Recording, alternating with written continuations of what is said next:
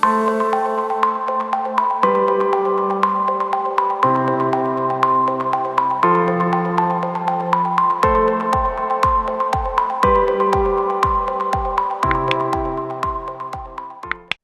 à tous et bienvenue sur la chaîne Argent et Conscience. Je m'appelle Vitaly Dubray et je suis accompagné de Heidi Bikuta. À longue. Alors, excuse-moi. Pas de souci. Aujourd'hui, donc, nous allons parler de nous, de nos professions, de notre activité. On va se présenter chacun notre tour et puis répondre à voilà, quelques questions qui entourent notre métier. Donc, pour mon cas, je suis conseiller financier et pour Heidi, psychologue. C'est ça? Et chercheuse indépendante en psychologie interculturelle. Ok, super. Eh bien, Vitali, aujourd'hui, comme tu l'as indiqué, on va prendre le temps de se présenter, de vous partager un petit peu nos parcours, qu'est-ce qui nous amène aujourd'hui à créer cette chaîne et pourquoi nous sommes là. Et donc, Vitali, aujourd'hui, bah, va nous parler un petit peu de comment voilà, les choses ont évolué pour lui, comment il en est arrivé à faire ce métier. Donc, Vitali, est-ce que tu es d'accord pour nous dire un petit peu bah, de là où tu viens, de ton environnement, de ton enfance, quels ont été tes centres d'intérêt, pourquoi ce métier, et quel est un petit peu ton parcours de vie pro et perso?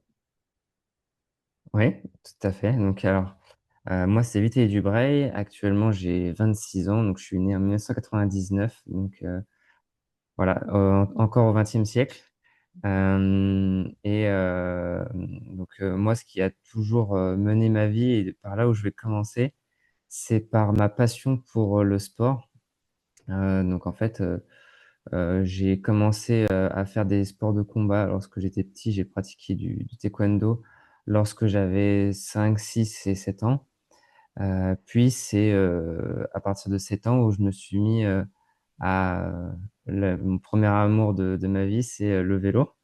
Donc j'avais du mal au début en plus à faire du vélo à 2 roues. Je galérais à maîtriser du coup cet exercice et puis, finalement, dès que j'ai commencé à en faire, à 7 ans, à 2 roues, donc j'ai découvert le club, de ma ville. Donc moi, je viens d'Étampes, donc en Île-de-France. C'est une ville, voilà, qui est située à 1 heure de Paris, entre Paris et Orléans. Donc c'est plutôt à la campagne, hein, il y a des transports en commun, mais ça reste quand même, très campagne. J'étais à côté de la Beauce, pour, ceux qui connaissent ce terrain tout plat comme la main. Et donc, j'ai découvert le club de vélo à 7 ans. J'ai tout de suite, vu que que j'avais envie de faire ça, que c'était pour moi, c'était fait pour moi. Je me suis dit: «Ça, je veux le faire». Donc je me suis inscrit au club, j'ai commencé à voilà, à m'entraîner, à m'amuser avec ce club et puis au final, j'ai découvert les compétitions, 1 an après et j'ai commencé à prendre goût à la compétition. Et du coup, je me suis mis à enchaîner les compétitions, à progresser, à gagner mes premières courses, du coup, 2 ans après, lorsque j'étais en benjamin 2, c'est la catégorie, donc quand j'avais 10 ans, 10-11 ans. Puis après, bah, j'ai monté les échelons avec l'âge, et puis, bah, en fait, j'avais comme projet à la base de devenir, cycliste professionnel. C'était mon rêve. Donc c'est ce qui m'a drivé aussi au niveau de mes décisions et à partir du coup du lycée, je me suis dit, «Ce qui serait bien, c'est de pouvoir allier les études et le sport». Parce que le sport augmente avec, enfin le quand on veut être performant, il faut, beaucoup s'entraîner. Donc pour beaucoup s'entraîner, il faut du temps et il faut allier ça aussi avec, bah, les études, hein, parce qu'il faut pas les négliger. En tout cas, c'était mon point de vue. Je me plaisais bien au niveau des études, en tout cas dans certaines matières.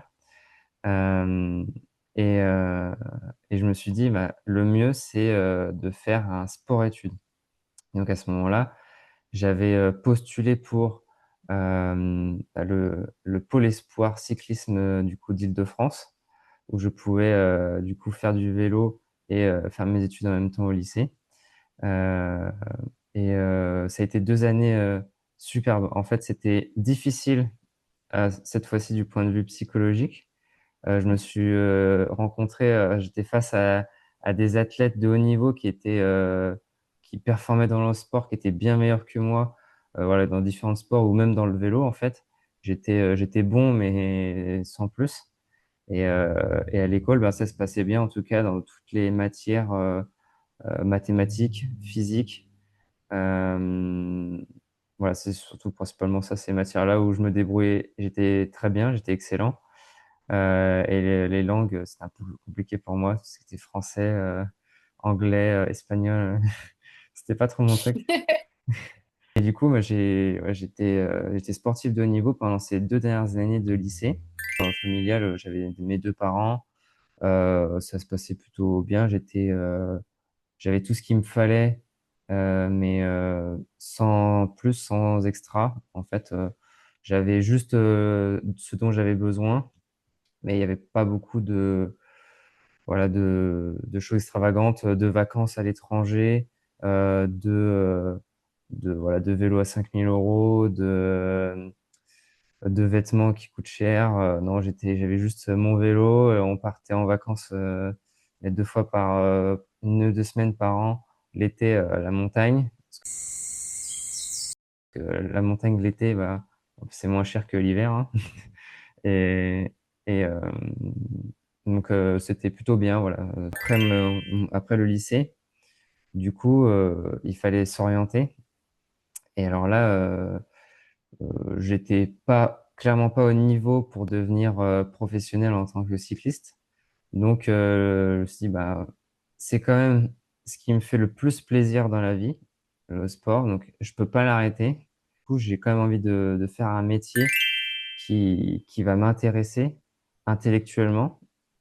Et donc, à ce moment-là, je me suis dit, bah, je peux avoir euh, soit une activité mathématique, donc je vais aller soit en licence de mathématiques, soit en prépa, du coup MPSI, donc c'est les prépas scientifiques pour devenir ingénieur après.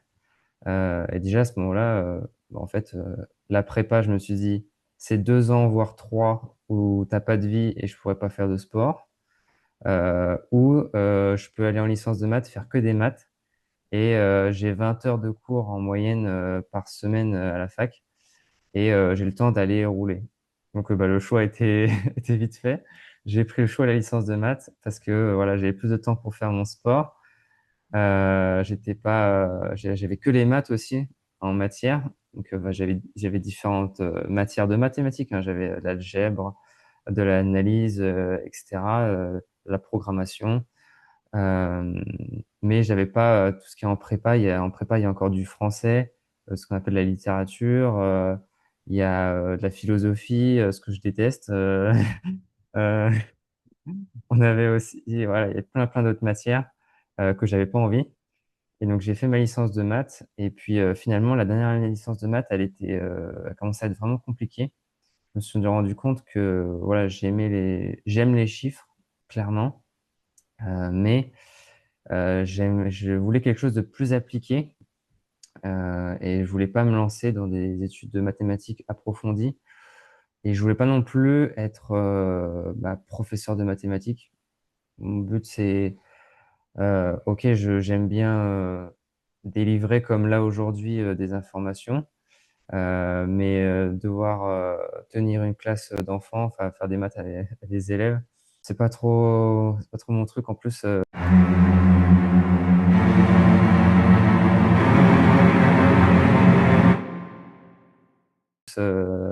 en plus c'est être salarié, donc avoir des heures fixes. Moi, j'ai plutôt une âme d'indépendant, donc c'était du coup pas fait pour moi. Et, c'est en fait depuis quelques années avant, depuis que j'ai 18 ans, j'ai commencé à découvrir la finance. En fait, c'est pendant que je faisais mon sport, je me suis dit, bah, ce qui serait bien, c'est que j'utilise mon temps pendant que je fais du vélo ou de la course à pied euh, pour écouter bah, des podcasts, m'enrichir, apprendre des choses. Et je commençais à regarder des vidéos aussi pendant que voilà, je prenais mon petit déjeuner. Je regardais des vidéos sur YouTube sur comment gagner de l'argent, etc. Et je me suis, ben, en fait, par hasard, je suis tombé sur le livre audio de Père riche, Père pauvre de Robert Kiyosaki. Donc, je l'ai écouté voilà, pendant mon sport. En fait, ça m'a ouvert les yeux. J'avais à ce moment-là, j'avais 20, 21 ans. Et je me suis dit, mais purée, mais tout ce qu'on nous a pas appris, c'est incroyable, comment on peut utiliser notre argent intelligemment, c'est fou. C'est un autre raisonnement en fait. Et je me suis dit, là, il faut que j'approfondisse, là, ça m'intéresse trop. J'ai commencé à consommer du contenu. Et après ma licence, je me suis dit, bah, allez, je vais aller en finance parce que c'est trop cool de pouvoir savoir utiliser son argent correctement. Et donc, j'ai fait ce qu'on appelle une année passerelle à l'ESG Finance à Paris. Donc, c'est une école spécialisée dans la finance. Donc, j'ai fait voilà, ma première année là-bas. J'ai enchaîné sur un master en finance de marché. Parce qu'en fait, moi, ce qui m'intéressait, c'était les marchés financiers, étudier la bourse, les actions, les graphiques, comprendre comment tout ça fonctionne. Ça me passionnait. Et donc, j'ai commencé, voilà, j'ai fait ma première master là-bas. Puis après la deuxième année de master, je me suis dit que l'ESG Finance n'était pas une école incroyable. Bon, là, je vais pas cracher non plus sur les écoles parce qu'elles sont toutes différentes. Mais j'ai été vers une école qui était en tout cas mieux classée, qui avait un programme qui avait l'air plus intéressant. Donc, j'étais à l'ESLSK à Paris aussi. Et donc, j'ai pu du coup bah, faire mon master en finance de marché. Euh, donc, à ce moment-là, j'ai commencé à avoir aussi mes premières expériences professionnelles parce que je devais réaliser des stages, forcément en école de commerce. Les 2 premières années, c'était des stages et ma dernière année, je l'ai fait en alternance au sein d'AXA Bank. Et donc, durant ces stages, je les ai fait au même endroit. En fait, j'ai cherché euh, des cabinets de conseil ou des banques où je pouvais faire des stages. Et je me suis dit, alors mon premier stage, ce serait bien que je le fasse dans un cabinet de gestion de patrimoine. Et là, vous allez me dire, pourquoi, alors qu'il, lui, il peut se spécialiser dans les marchés financiers? En fait, je me suis dit, un conseiller en gestion de patrimoine, il a une vision large de tout ce qu'on peut faire avec son argent, pas que financier. Il voit aussi bah, l'immobilier, la fiscalité, la succession. Et je me suis dit, en fait, c'est super intéressant parce que si je commence par ça, je peux voir tout ce qu'on peut faire avec son argent. Et ensuite, je pourrais me spécialiser plus tard dans les stages ou mes d'autres expériences professionnelles dans la finance pure, la finance de marché. Euh, et donc, du coup, c'est là que par hasard, j'ai demandé un contact à un de mes amis qui est dans l'immobilier. Il m'a dit, bah tiens, celui-là, il est conseiller en gestion de patrimoine. Il s'appelle Michael Buffaz, il est ancien cycliste professionnel en plus, et il est sur Lyon. Donc je lui ai envoyé un message sur Facebook, je lui ai dit voilà, je cherche un stage, est-ce que ce serait possible de 2 mois durant l'été? Et du coup, il m'a pris en stage, et donc c'est là que j'ai découvert le métier de conseiller en gestion de patrimoine. Au début, ouais, voilà, j'avais pas des activités, on me donnait pas des choses à faire de fou, mais j'ai commencé à m'y intéresser un petit peu plus parce que au début, je voyais pas trop ce que je pouvais en faire. Mais finalement, bah, j'ai rencontré une autre personne qui m'a pris en stage du coup l'année suivante, qui s'appelle Clément Pellet, que je remercie. Donc, qui m'a fait découvrir un peu plus le métier de conservation de patrimoine en tant qu'indépendant. Et il m'a montré que voilà, on peut faire des choses géniales en étant rattaché en plus à un réseau qui s'appelle Innovea, qui est un réseau de conseillers indépendants et qui permet bah, en fait d'avoir accès à des solutions de qualité, tout au même endroit. Il n'y a rien à gérer au niveau partenariat, comptabilité, etc. Donc on gagne du temps, on a des partenaires de qualité et on peut du coup se concentrer sur le conseil client directement.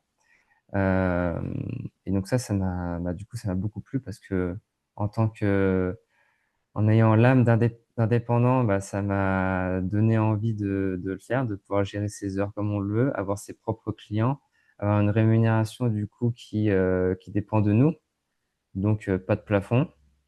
Donc, je me suis dit, bah, en tout cas, je j'ai très envie de m'y lancer une fois mon master terminé, parce que je suis jeune, voilà, j'ai pas forcément, j'ai pas enc je suis pas marié, j'ai pas d'enfant. Je peux prendre des risques de lancer mon cabinet, voilà, juste après mes études, travailler à fond, du matin au soir pour essayer de, voilà, développer mon cabinet et donc c'est ce que je fais depuis, depuis la fin de mes études, depuis 2023, et voilà. OK, super. Merci beaucoup pour, ce cheminement parce que c'est hyper riche. Ça montre toutes les décisions, qui ont été vraiment, en fait, essentielles, en fait, dans ton parcours et qui t'ont amené, là où tu en es. Un mélange de sport, de passion, et de curiosité aussi par rapport à ces stages que tu as pu faire.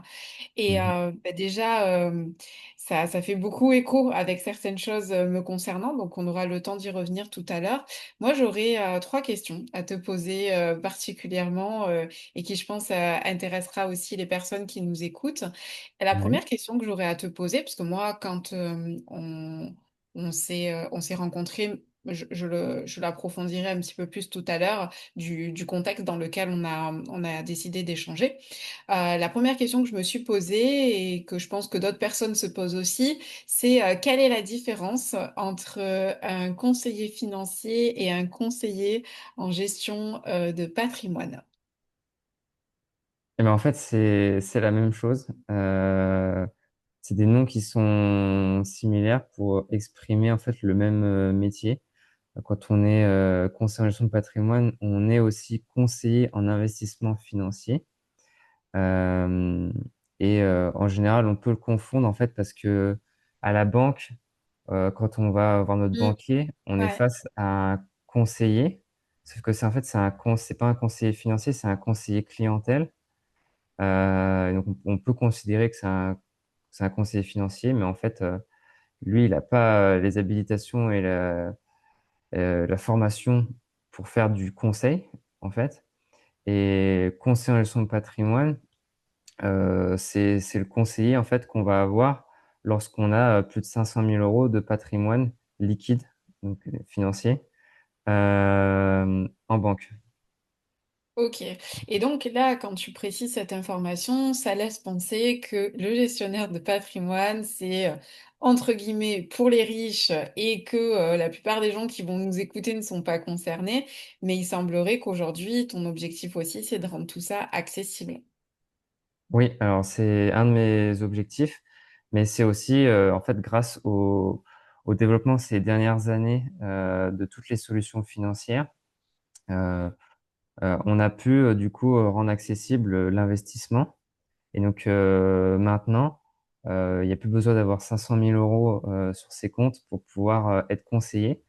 Dès qu'on peut, investir 100 €, 150 € par mois, ou même 50 € par mois, on peut mettre en place une solution, avec moi. Et maintenant ce qui change aussi, c'est qu'on selon les modes, de fonctionnement des conseillers, avant c'était que, des honoraires, un peu comme, les avocats. Donc on disait: «Voilà, je j'ouvre, la porte du conseiller financier, j'en ai pour 1 heure avec lui. 1 heure, ça va me coûter, 1 000 €, 1 500 €, ou le bilan patrimonial va me coûter, voilà, 1 500, 2 000 €». Ça maintenant, ça a complètement changé parce qu'en passant par moi, par exemple, je ne fais pas payer d'honoraires. Donc déjà, c'est déjà un soulagement. On peut venir me poser des questions sans que j'ai à vous facturer. Et puis, en fait, si on décide d'investir, 100 € par mois, moi, comment je vais être rémunéré? Je vais me rémunérer directement par, mes partenaires. Et en fait, ils vont me reverser une partie de leurs frais. Donc si par exemple, leurs frais c'est, 5, admettons, ça vous investissez 100 €, bah, du coup, il y a 5 € qui est pris comme frais, et sur ces 5 €, bah, du coup, me sont reversés, tout ou partie.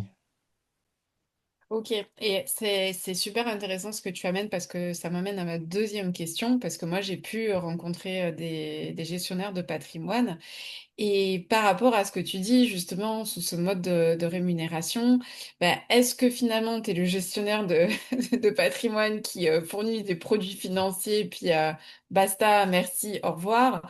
Ou, tu vas être celui qui propose un accompagnement, qui explique, qui a une méthodologie?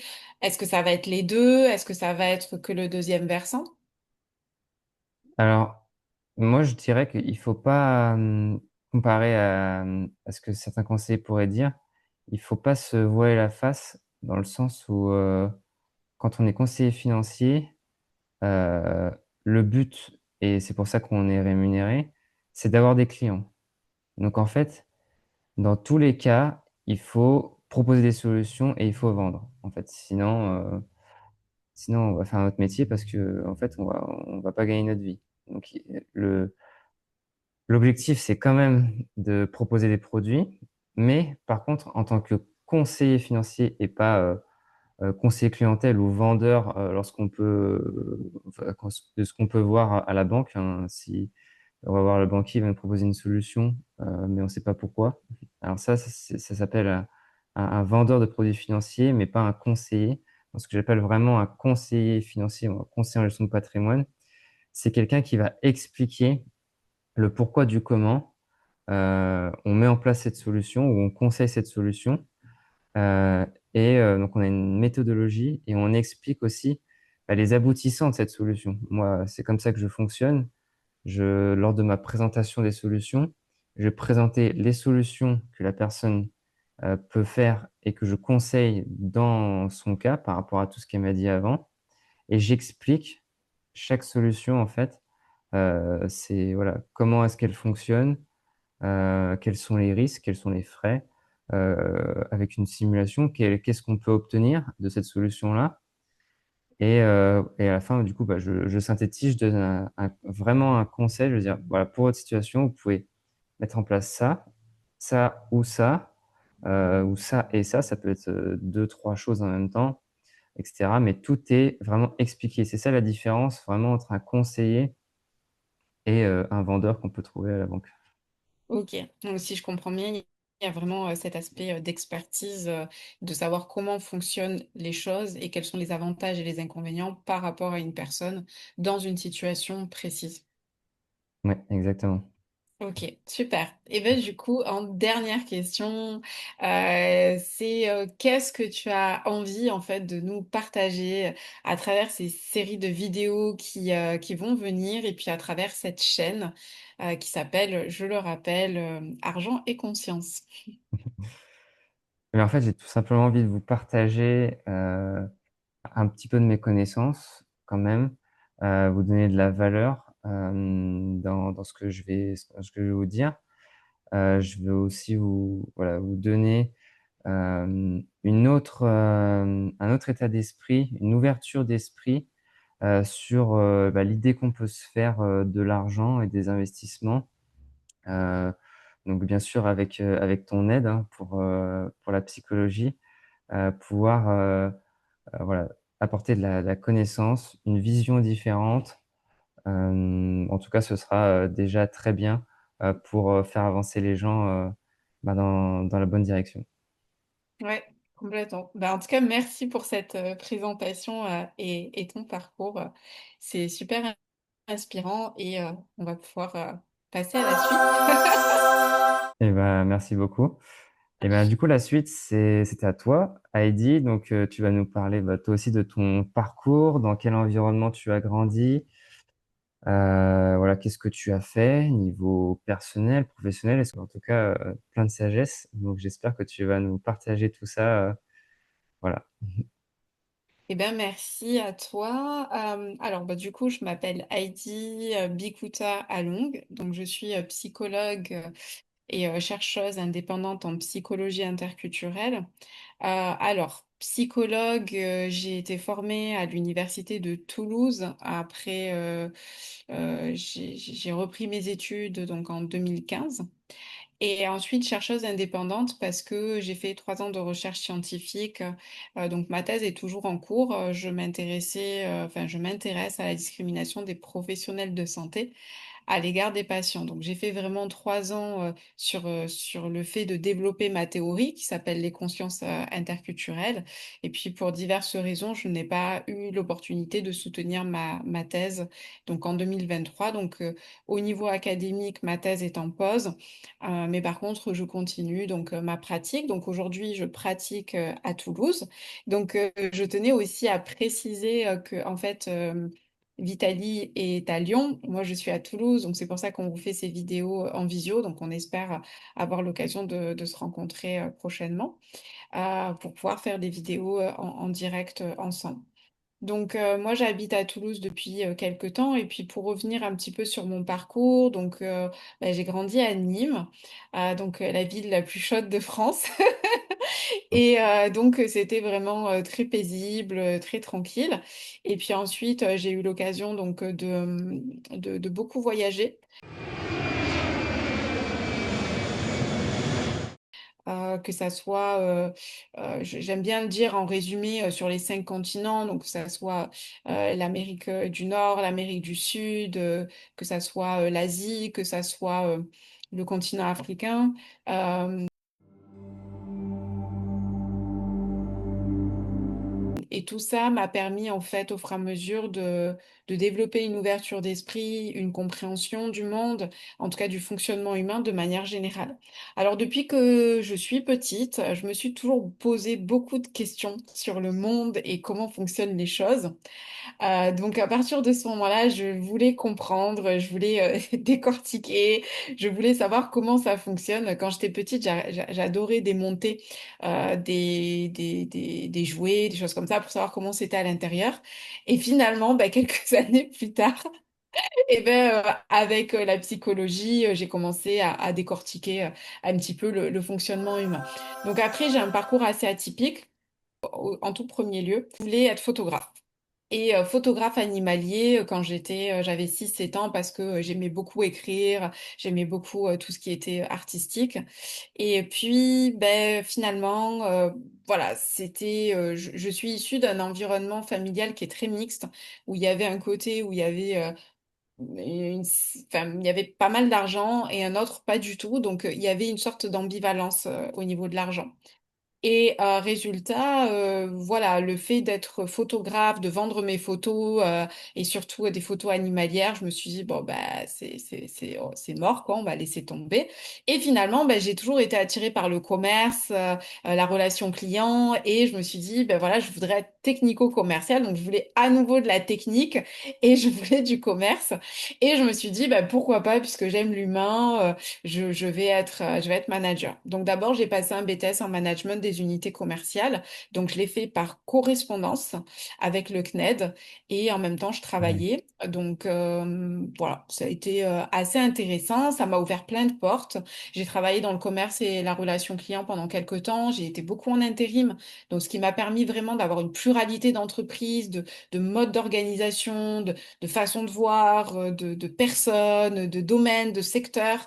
Donc ça m'a beaucoup, beaucoup nourri. Et après, je suis partie vivre à Londres. Donc là aussi, encore d'autres expériences. J'ai été expatriée dans quelques pays. J'ai travaillé aussi. Donc à chaque fois, il y avait des chocs culturels comme ça qui me faisaient grandir. Dans ma vie personnelle, j'ai été amenée à venir à Toulouse. Et c'est ce qui fait que là, j'avais l'impression d'avoir fait le tour au niveau du domaine du commerce, du management. Et j'ai fait donc un bilan de compétences qui m'a amenée à voir que j'avais une forte appétence pour le domaine scientifique et un côté assez passionnée de l'humain. Et c'est là où je me suis dit, je vais reprendre mes études pour la psychologie. Et donc, je partais sur la psychologie du travail. Et puis, je suis tombée amoureuse de la psychologie du contact culturel psychologie interculturelle aussi à Toulouse, qui est vraiment une spécificité de cette université. Et là, ben, ça a été l'amour fou. Donc, du coup, j'ai fait mes 5 ans. J'ai repris depuis le début en L1. Je suis repartie sur les bancs de la fac et puis j'ai fait donc mes 3 ans. J'ai étudié beaucoup de choses, la neurologie, un petit peu de philosophie. L'université de Toulouse est très riche au niveau des psychologies. Donc j'ai été très satisfaite de ma formation. Puis après, mon master en interculturel a été super riche. J'ai vraiment pu me nourrir de tout ça. Et ensuite, j'ai fait ma thèse donc avec le professeur Patrick Denoux, directeur, qui était directeur du laboratoire aussi LCPI à Toulouse. Donc voilà, j'ai beaucoup, beaucoup, beaucoup appris à ses côtés. Vraiment, je suis très reconnaissante pour tout ce que j'ai pu développer. Et du coup, aujourd'hui, ben, je pratique en libéral à Toulouse. Je me spécialise notamment sur la psychologie de l'argent, la psychologie du trauma neurobiologique et bien sûr la psychologie interculturelle au sens très large. Donc j'aurai l'occasion, je pense, de faire une autre vidéo dans une autre chaîne pour préciser tout cela. Voilà, donc en tout cas, mon approche est assez riche. Et je souhaitais aussi expliquer qu'est-ce qui fait que Vitali et moi aujourd'hui, ben, on se réunit pour développer cette chaîne qui se focalise un petit peu ben, sur la psychologie de l'argent et de comment en fait on va revoir son rapport à l'argent. Et Vitali et moi, on s'est rencontrés justement en portant des valeurs similaires parce que tu disais justement que tu avais cette âme d'entrepreneur et moi aussi, donc c'est cette notion un petit peu de d'aspirer à une certaine liberté. Et on s'est dit qu'on allait partager nos valeurs ensemble pour pouvoir justement sensibiliser, faciliter la prise de conscience par rapport à l'argent, parce que c'est un sujet très tabou en France, pour justement aider toutes les personnes qui le souhaitent à pouvoir mieux comprendre les mécanismes de l'argent, à la fois d'un point de vue patrimonial, comme tu l'évoques Vitali, mais aussi d'un point de vue psychologique, inconscient et culturel et sociétal, pour que vous puissiez avoir ben, une meilleure connaissance de tous ces éléments-là et de vous aider en fait de plus en plus à développer votre liberté, qu'elle soit matérielle du côté plus de Vitali au niveau de votre patrimoine, mais ça va de pair avec votre état psychologique et votre inconscient. Voilà un petit peu comment on s'est rencontrés, pourquoi on est là et qu'est-ce qu'on a envie de faire. Super, bah, merci beaucoup Heidi pour ce parcours très enrichissant. Merci. Bah, j'ai une question à te poser. Bah, maintenant, comme tu es psychologue, donc en tant que psychologue, on a un peu cette idée, en tout cas en général, pour ceux qui connaissent pas forcément le métier, bah, psychologue, c'est pour ceux qui ont des problèmes, ou et quand on va y aller, on va payer cher. Et au final, on n'aura pas vraiment de solution. Ok, on aura trouvé, on aura identifié quel est notre problème, mais bon, comment le résoudre?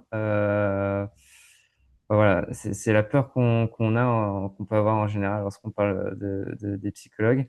Est-ce que toi, tu es ce genre de psychologue à facturer puis dire, bon, bah voilà, ça vous fera tant, mais pas donner vraiment de solution, ou est-ce que toi, tu donnes des solutions justement à tes patients? Alors, ben, ça rejoint un petit peu ce que tu évoquais pour toi tout à l'heure dans la nuance entre conseiller financier et gestionnaire de patrimoine. Moi, je vais faire une petite nuance aussi qui est entre psychologue et psychothérapeute. J'ai donc une formation de psychologue qui est donc donnée par l'université, qui est réglementée. Et la profession de psychologue est là pour comprendre les mécanismes du fonctionnement humain, d'aider la personne à se comprendre. Et en fonction du psychologue, ça va s'arrêter là. Et pour le coup, moi, j'estime avoir plutôt une casquette de psychothérapeute où je vais vraiment utiliser des méthodes précises pour pouvoir tendre vers ce qu'on appelle du soin et venir en fait apaiser de manière concrète les souffrances qui sont présentes.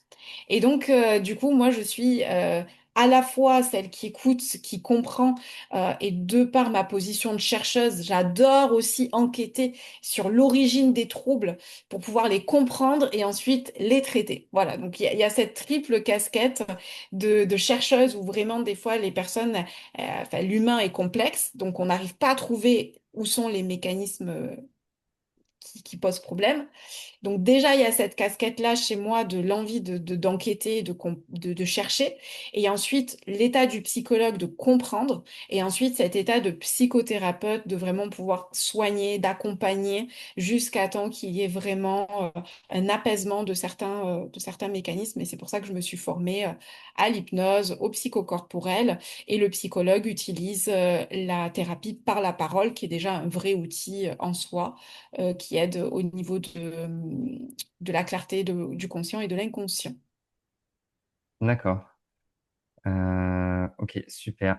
En tout cas, on sait on va pas juste identifier le problème, mais on va y réfléchir pour le résoudre avec toi. Donc ça, Ouais. c'est bien.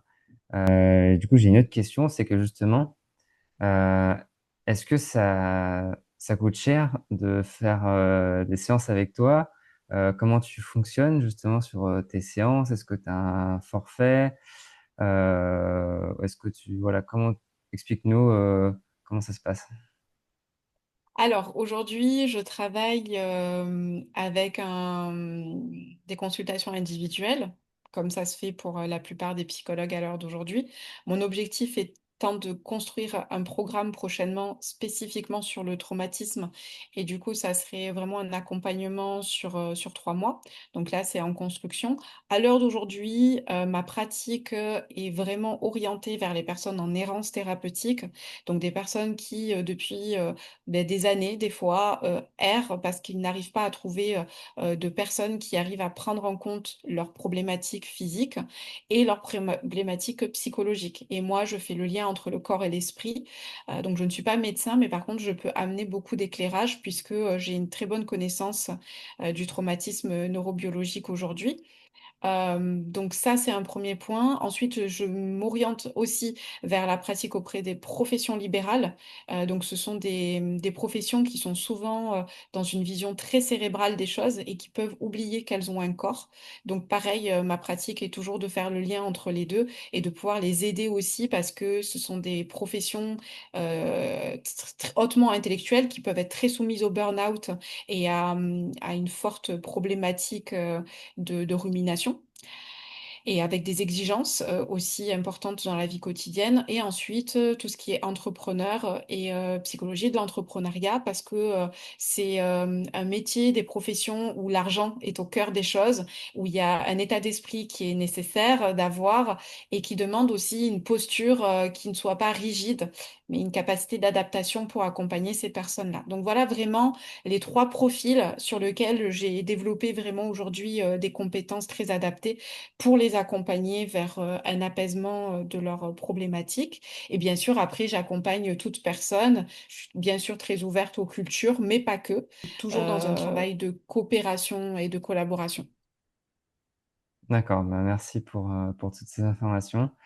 Je sais que tu en as un petit peu parlé tout à l'heure, est-ce que tu veux nous rappeler qu'est-ce que tu vas nous apporter dans dans ces vidéos qu'on va tourner sur la psychologie de l'argent sur cette chaîne YouTube?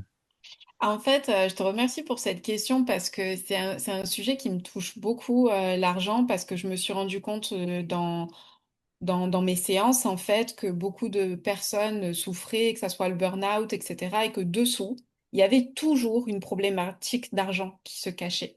Et je me suis dit que c'est un sujet qui est très tabou en France et que ça serait vraiment important de lever le voile sur ça pour permettre aux personnes d'avoir la connaissance.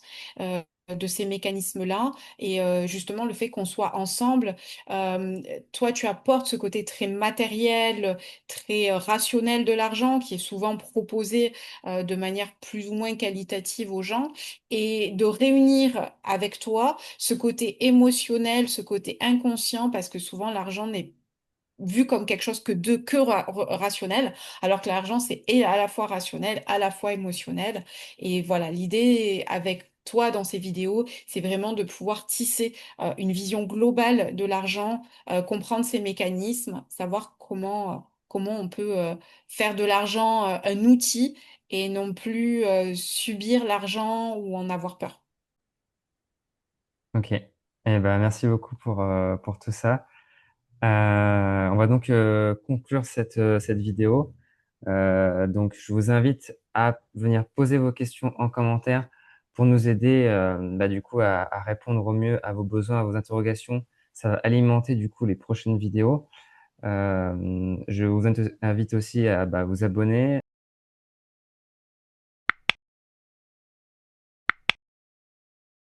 à liker la vidéo pour nous aider à nous développer, à montrer que ce qu'on va produire ce soit vu par un plus grand nombre de personnes. Donc pour la visibilité, c'est très important. Et puis, je vous invite à regarder la prochaine vidéo qui va être la première du coup d'une longue série, en tout cas sur la psychologie de l'argent. Donc, on va commencer par qu'est-ce que l'argent? Donc, je vous invite voilà, à regarder cette vidéo et je vous souhaite une bonne journée et à bientôt. Salut Heidi. À bientôt, Vitaly. Ciao.